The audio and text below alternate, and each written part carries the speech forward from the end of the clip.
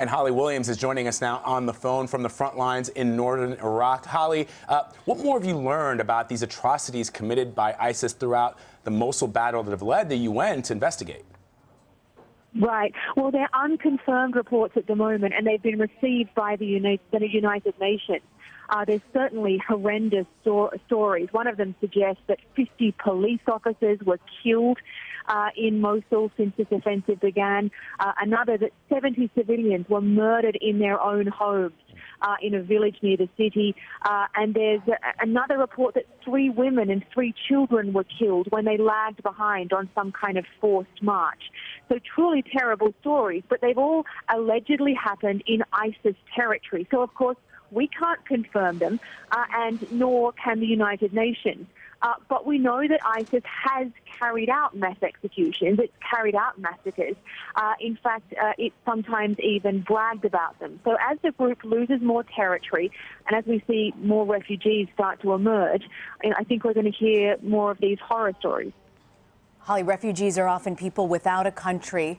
The people that you have spoken to, do they believe that once this offensive is done, that they can return back to Iraq?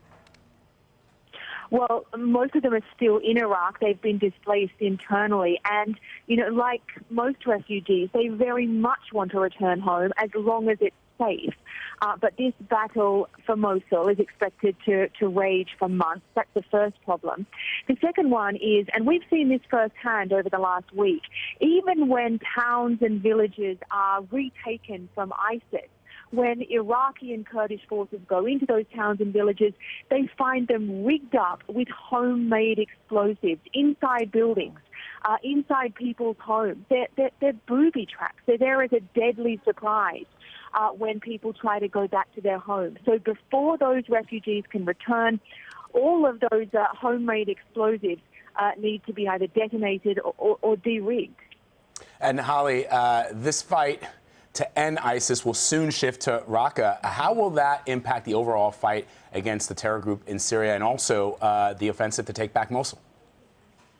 Well, one assumes it's going to make it more complicated. But remember, ISIS thrives on chaos. It was born of the deep divisions here in Iraq. It spread into Syria during that country's bloody civil war, which, of course, is ongoing.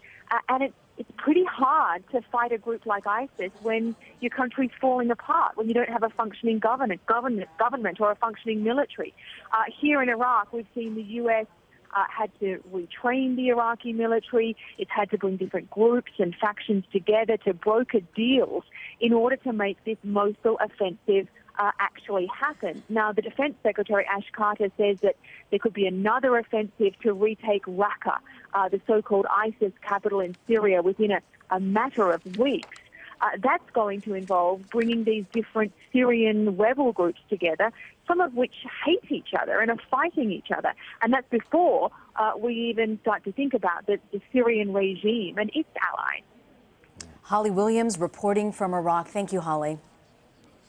It's interesting. This is part of what Secretary of Defense Ash Carter and President Obama called those 3 R's, raids, Ramadi, and Raqqa. And we've seen the Iraqis take back Ramadi. Now they're going after Raqqa, and those encompass the raids that are happening now to take Mosul. I'm wondering exactly when that'll happen. I think in the coming weeks. Exactly. Yeah.